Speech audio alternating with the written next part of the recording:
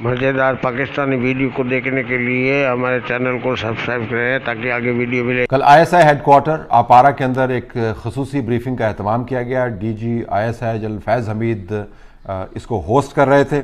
वज़ीर आज़म इमरान खान, वज़ीर ख़ारजा शाह महमूद कुरैशी, वज़ीर दिफ़ा परवेज़ खटक, फवाद चौधरी, वज़ीर दाखिला Sheikh Rashid, chairman joint chiefs of staff committee general Nadeem Raza, general Javed Bajwa, naval chief, air chief, तमाम वहाँ पर मौजूद थे।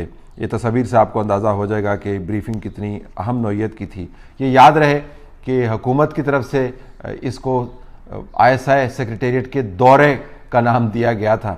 ये दौरा नहीं था, एक बाकायदा ब्रीफिंग थी जो 3 घंटे पर मुहित थी और बताया गया कि हमने ऑलरेडी कितना काम कर लिया है। सो इन अ वे सिविलियन हुकूमत को बताया जा रहा था कि क्या क्या काम हो गया है। हम सिर्फ आपको बताना चाहते हैं कि आने वाले दिनों में मामलात कैसे चलेंगे। कौन सा मामला सबसे अहम है? ज़ाहिर है अमेरिका के साथ ताल्लुकात और अफ़गानिस्तान का पीस। अमेरिका के साथ ताल्लुकात का पस मंज़र ये है कि पेंटागन के एक अफसर की ब्रीफिंग पर अपनी ख़बर के मुताबिक जो पिछले 48 घंटे में जिसने बड़ा धमाका किया हुआ है, पाकिस्तान अमेरिका की हवाई और ज़मीनी मदद करता रहेगा सितंबर 11 के बाद भी इस साल, जब अमेरिकी फ़ौजी मुकम्मल तौर पर यहाँ से चले जाएंगे। इसके ऊपर पाकिस्तान की वज़ारत ख़ारजा ने तकरीबन 48 घंटे के बाद एक प्रेस रिलीज़ जारी की जिसमें उन्होंने कहा जी कि हम कोई हवाई अड्डे वगैरह नहीं दे रहे और ना ही कोई ज़मीनी बेसिस दे रहे हैं। अब दिलचस्प बात यह है कि इसके अंदर उन्होंने 2001 में पाकिस्तान और अमेरिका के दरमियान होने वाले एयर लाइन ऑफ कम्युनिकेशन और ग्राउंड लाइंस ऑफ कम्युनिकेशन यानी ALOC और GLOC के एक मुआहदे का जिक्र किया जो बाकायदा तहरीर शुदा है और जिसके तहत अमरीकियों ने 9/11 के बाद पाकिस्तान की सरजमीन को इस्तेमाल करते हुए अफ़गानिस्तान के ऊपर हमला किया। मुआहदे का हवाला इस वजह से दिया जा रहा है, ये बताना मकसूद है कि 2001 में होने वाला ये मुआहदा अभी भी कारामद है, लिहाजा हमें कोई नया मुआहदा करने की ज़रूरत नहीं है।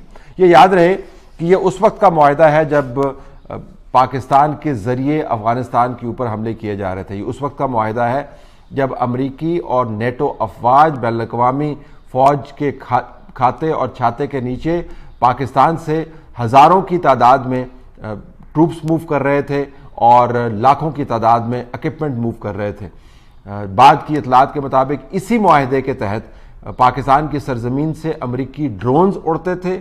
शमसी एयरबेस भी उनके पास मौजूद थी जो सलाला के इंसिडेंट के बाद उनसे वापस ले ली गई और सैकड़ों की तादाद में ड्रोन अटैक्स हुए थे। ये वही मुआहदा है, आपके जहन में होना चाहिए, जिसके तहत अमरीकियों की आमदोरफ्त के ऊपर इमरान खान साहब को बहुत ज़्यादा गुस्सा आता था। इतना गुस्सा आता था कि वो इन लाइंस ऑफ कम्युनिकेशन को बंद करने की बात करते थे। वो पेशावर के अंदर जाकर बाकायदा एहतजाज करते थे और रात गुजारते थे।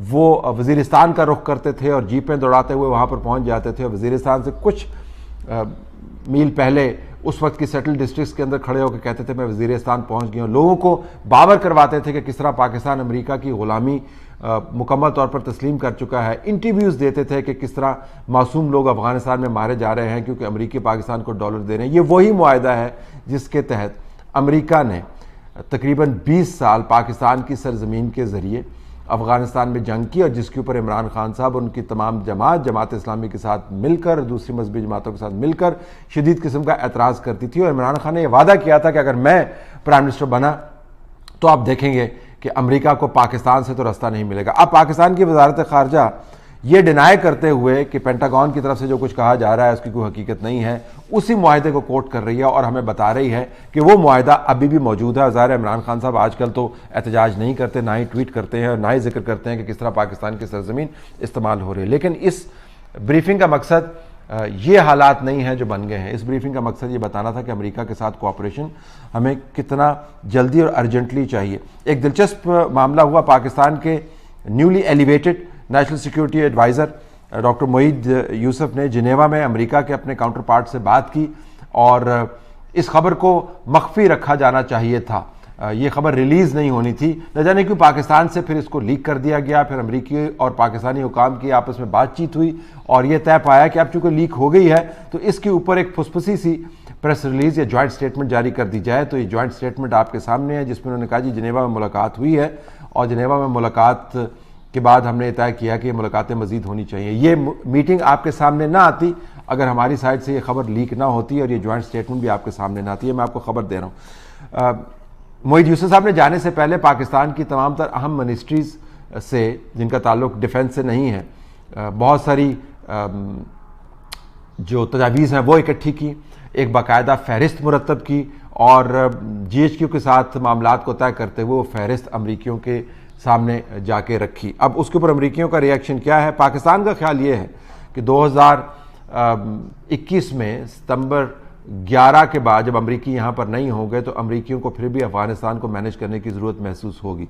पाकिस्तान की अपनी असेसमेंट के मुताबिक चीन फैक्टर की वजह से अमेरिका ये इलाका छोड़ नहीं सकता। पाकिस्तान के जो पॉलिसी मेकर्स हैं उनकी असेसमेंट के मुताबिक रशिया की वजह से अमेरिका ये इलाका छोड़ नहीं सकता। तो अमेरिका किसी ना किसी सूरत में पाकिस्तान के साथ इंगेज रहेगा। तो हम अगर अमेरिका के साथ इन मामलात को तय कर पाएँ और अमेरिका के साथ एक मुनाफा बख्श किस्म का रिलेशनशिप बना पाएँ तो इसमें कोई हर्ज नहीं है। तो पाकिस्तान अपनी तरफ से इन हालात को इस्तेमाल करते हुए अमेरिका को एक पैकेज की याद दहानी करवा रहा है जो हमने यहाँ से तैयार करके उनको भेजा है कि इसके ऊपर गौर व खौज कीजिएगा और अगर आपको हमारा ताउन चाहिए तो ये काम हो सकता है। तो वाइड रेंजिंग पैकेज है जिसके अंदर सेहत भी है, जिसके अंदर इंफ्रास्ट्रक्चर भी है, जिसके अंदर अमेरिकन इन्वेस्टमेंट भी है, अमेरिकन ट्रेड भी है और तमाम चीज़ें इसके अंदर मौजूद हैं।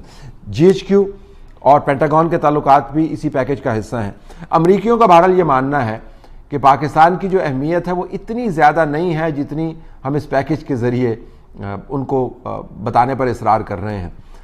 शाह महमूद कुरैशी साहब ने बड़ी कोशिश की कि अमरीकी सेक्रेटरी खारजा के साथ उनकी बातचीत हो जाए, मुलाकात हो जाए, वो मुलाकात ना हो पाई। हम पिछले 3-4 माह से बहुत ज़ोर लगा रहे हैं कि वज़ीर-ए-आज़म इमरान खान की कॉल जो है किसी न किसी तरीके से बाइडन साहब से थ्रू कर दी जाए। अमरीकी चूँकि काइयाँ लोग हैं, वो पाकिस्तान को बहुत अच्छे तरीके से समझते हैं, तो उन्होंने फ़िलहाल इस कॉल को होल्ड पे किया हुआ है। उनका मानना ये है कि हम आपके साथ बात कर रहे हैं अफ़गानिस्तान के ऊपर, तो हमारे लोग आते हैं GHQ में बात करते हैं, मामला तय करके चले जाते हैं, अब आपको और क्या चाहिए। तो अमरीकियों ने इंतहाई चालाकी से जो सियासी हिस्सा है फैसला साजी का, उसके ऊपर अमलन हाथ सख्त रखा हुआ है। जो फ़ौजी और दूसरे मामलात हैं उस खिड़की के ज़रिए वो पाकिस्तान के साथ इंगेज रह रहे हैं। ये याद रहे कि बाइडन एडमिनिस्ट्रेशन ट्रंप एडमिनिस्ट्रेशन नहीं है। बाइडन एडमिनिस्ट्रेशन के बहुत बड़े बड़े कंसर्न्स के अंदर वो कंसर्न्स भी मौजूद हैं जिनके ऊपर इमरान खान साहब की हुकूमत बहुत पूरा नहीं उतरती। इंतखाबात के अंदर फ्रॉड, जमहूरियत के ऊपर बहुत से तजर्बे, अदालती मामलात, प्रेस फ्रीडम, ह्यूमन राइट्स और बाइडन एडमिनिस्ट्रेशन का जो सरबराह है बाइडन हिमसेल्फ, उसकी एक बड़ी लंबी मेमोरी है पाकिस्तान के साथ इंगेज करने में। तो उन्होंने जानबूझकर छोटी सी खिड़की खोली हुई है जिसके ज़रिए वो पाकिस्तान के साथ इंगेज करना चाहते हैं।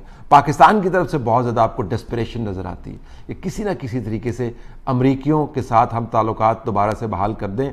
लिहाजा जो कोई शख्स आजकल इस्लामाबाद और पिंडी के अंदर ये कहता हुआ सुनाई देता है कि उसका कोई अमेरिका के अंदर वाकिफ़ है और वो डेमोक्रेट्स के साथ कनेक्टेड है, तो उसको बहुत अच्छी दावतें देकर अपने साथ बिठा लिया जाता है क्योंकि हम इतने डेस्परेट हैं। तो ये जो ब्रीफिंग थी इसका ताल्लुक उन हालात से था, उन मामलात के साथ था जो पहले से तयशुदा हैं। ये कोई दौरा नहीं था, इसके अंदर उन तमाम तयशुदा मामलात के बारे में मालूमात सिविल लीडरशिप को फराहम की गई। और तस्वीर को अगर आप दोबारा देखें तो आपको बहुत कम सिविलियंस इसके अंदर नज़र आएंगे। शाह महमूद कुरैशी की तो हमें इसके अंदर तस्वीर नज़र आई ही नहीं और वज़ीर दिफा की तस्वीर बस इतनी ही नज़र आई जितने वज़ीर दिफा नज़र आते हैं।